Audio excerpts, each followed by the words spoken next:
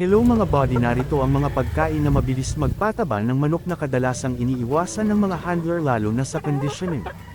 Isa, mais, corn, na sobra. Ang mais ay mataas sa carbohydrates at energy. Kapag sobra ang dami nito sa pagkain, mabilis tumaba ang manok. Maganda lang ito kung kontrolado ang dami. Dalawa, commercial feeds na mataas sa fat. May ibang game fowl feeds na mataas ang fat at energy. Kapag sobra ang pagkain, nagiging overweight ang manok. Tatlo, kaning bahaw o lutong kanin. Ang kanin ay mataas sa starch kaya mabilis magdagdag ng timbang sa manok. Apat, tinapay o bread.